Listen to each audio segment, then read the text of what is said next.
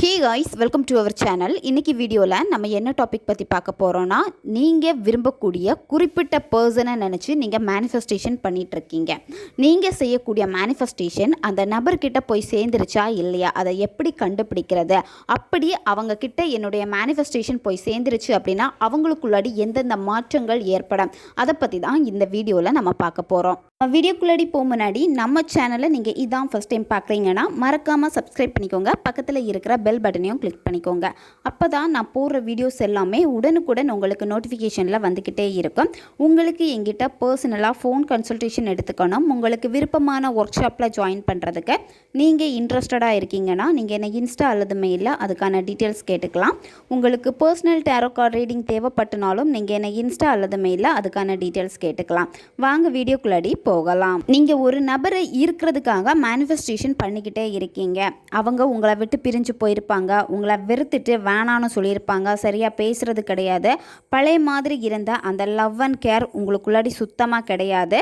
அந்த நபர் திரும்ப என் லைஃப்பில் வேணும், பழைய மாதிரி அவங்க ஹாப்பியாக என் கூட இருக்கணும், என்னை கேர் பண்ணிக்கணும், அந்த லவ் எனக்கு கொடுக்கணும், என் கூட டைம் ஸ்பெண்ட் பண்ணணும், இந்த மாதிரி நிறைய காரணங்கள் இருக்கலாம். அதற்காக நீங்கள் மேனிஃபெஸ்டேஷன் பண்ணிக்கிட்டு இருக்கீங்க. இந்த மேனிஃபெஸ்டேஷன் கரெக்டாக இல்லையா, அந்த நபர்கிட்ட அந்த மேனிஃபெஸ்டேஷன் போய் சேர்ந்துருச்சா இல்லையா, அப்படி அவங்க கிட்ட போய் சேர்ந்துருச்சு அப்படின்னா அவங்களுக்குள்ளாடி எந்த மாதிரி மாற்றங்கள் வரும், முக்கியமான 3 அறிகுறிகள் என்ன, அதை பற்றியெல்லாம் இப்போ நம்ம பார்க்க போகிறோம். ஃபஸ்ட்டு சைன் என்ன அப்படின்னா, அந்த நபர் உங்களை பற்றி அதிகமாக திங்க் பண்ண ஆரம்பிப்பாங்க. உங்களை வெறுத்து போயிட்டு வேணாம், என் லைஃப்பில் நீ இனிமேல் கிடையாது அப்படின்னு சொல்லிட்டு டோட்டலாக உங்களை விட்டு போன நபர் அவங்க அதிகமாக ஒர்க் பண்ணிகிட்ருப்பாங்க, இல்லை அவங்கள பிஸியாக வச்சுருப்பாங்க. அப்போ எல்லாமே உங்கள் ஞாபகம் வராமல் இருக்கும். நீங்கள் இந்த மேனிஃபெஸ்டேஷன் பண்ண என்ன ஆகும் அப்படின்னா, அந்த நபருக்கு இந்த பிரபஞ்சம் சடனாக உங்களுடைய ஞாபகத்தை அவங்களுக்குள்ளாடி கொண்டு போய் சேர்க்கும். அவங்களுடைய ஆழ் மனதில் இருந்து உங்களுடைய நினைவை தூண்ட வைக்கும். சடனாக உங்களை பற்றி திங்க் பண்ணுவாங்க, காரணமே இருக்காது. நீங்கள் 2 பேரும் பழகுன அந்த ஞாபகங்கள் எல்லாம் அடிக்கடி அவங்களுக்கு வர ஆரம்பிக்கும். அவங்க ஸ்டார்டிங்கில் அதை அவாய்ட் பண்ணாலுமே திரும்ப திரும்ப என்ன பண்ணும் அப்படின்னா, அவங்களுடைய ஆழ்மனம் அதை அவங்களுக்குள்ளாடி தூண்டிக்கிட்டே இருக்கும்.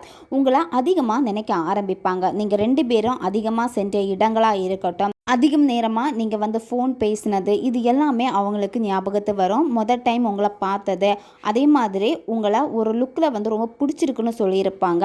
அதாவது அவங்களுக்கு அந்த ட்ரெஸ் ரொம்ப பிடிச்சிருக்கலாம், இல்லை அந்த டே நீங்கள் ரொம்ப அழகாக இருக்கீங்கன்னு அவங்களுக்கு தெரிஞ்சிருக்கலாம், உங்களை ரொம்ப பாராட்டி இருப்பாங்க.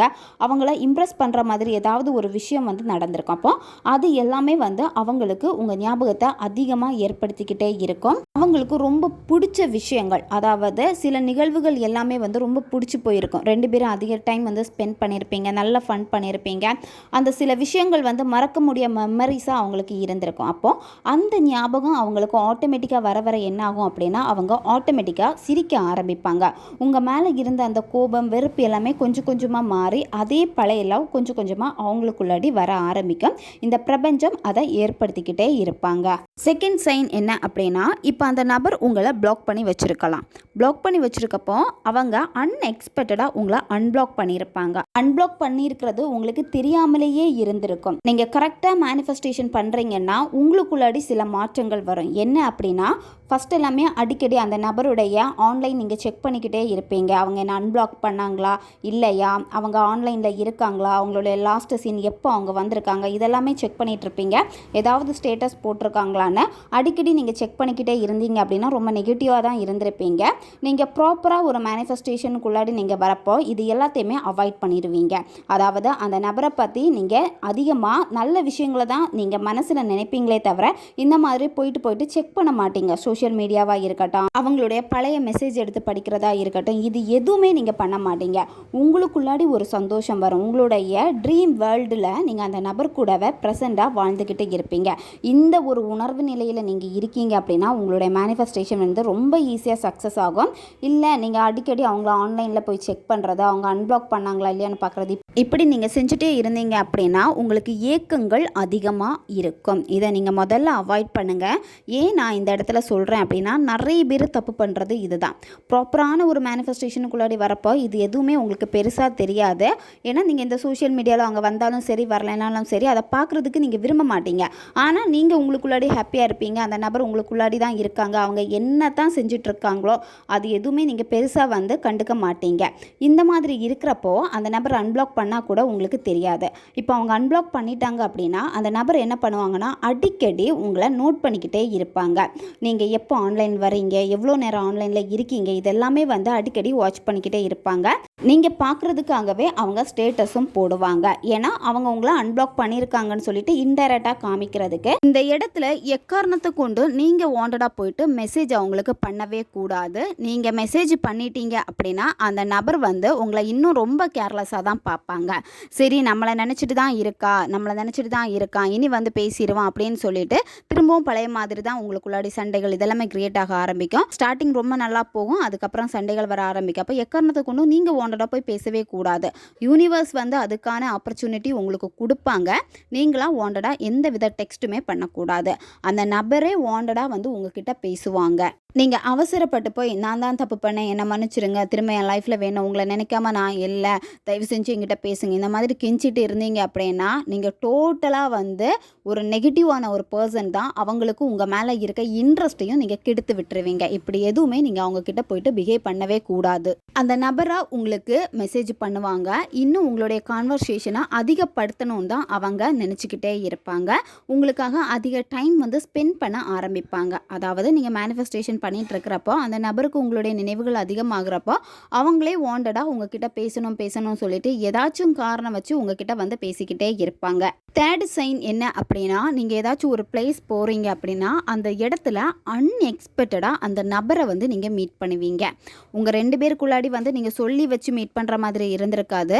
இந்த பிரபஞ்சம் உங்களை ஒன்று சேர்க்கும். அதாவது நீங்கள் பிரபஞ்சத்துக்கிட்ட கரெக்டாக நீங்கள் மேனிஃபெஸ்டேஷன் பண்ணிகிட்ருக்கீங்க, பிரபஞ்சத்தை நண்பனாக நினச்சி நீங்கள் டெய்லி பேசுகிறீங்க பிரபஞ்சத்துக்கிட்டேன்னா, பிரபஞ்சத்து கூட உங்கள் எனர்ஜி கனெக்ட் ஆகிறப்ப பிரபஞ்சம் என்ன பண்ணும் அப்படின்னா உங்களை அந்த நபர் கூட சேர்த்து வைக்கணும் அப்படின்னு சொல்லிட்டு அதுக்கான வேலைகளை எல்லாமே செய்ய ஆரம்பிப்பாங்க.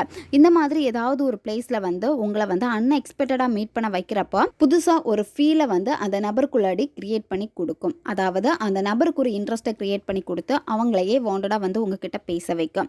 நீங்கள் அதிகமாக ஏதாவது ஒரு பிளேஸுக்கு குறிப்பிட்ட டைமில் போய்கிட்டே இருக்கீங்க அப்படின்னா அந்த நபரே வாண்டடாக அங்கே வருவாங்க, உங்களுக்காக வெயிட் பண்ணுவாங்க, உங்களை நேரில் பேசுறதுக்காக. இந்த மாதிரி ஏதாச்சும் ஒரு மிராக்கிளை வந்து பிரபஞ்சம் பண்ணுவாங்க. அன்எக்ஸ்பெக்டடாக நீங்கள் மீட் பண்ணலை அப்படின்னாலும் கூட அந்த நபர் ஏதாவது ஒரு இடத்துக்கு போகிறாங்க அப்படின்னா அந்த இடத்துல உங்களுடைய ஞாபகத்தை அதிகப்படுத்துவாங்க. சடனாக உங்களுடைய ஸ்மெல் அந்த இடத்துல வந்து ஃபீல் பண்ணுவாங்க, உங்களுடைய நேமை வந்து எங்கேயாவது பார்ப்பாங்க. அப்படி இல்லைன்னா நீங்கள் 2 பேருமே ஒன்றா இருந்த ஒரு இடத்துக்கு அவங்க போகிறப்போ அதை ஞாபகப்படுத்துவாங்க. இந்த மாதிரி ஏதாச்சும் ஒரு தாட்டை வந்து அவங்களுக்குள்ளாடி கிரியேட் பண்ணி விட்டுருவாங்க.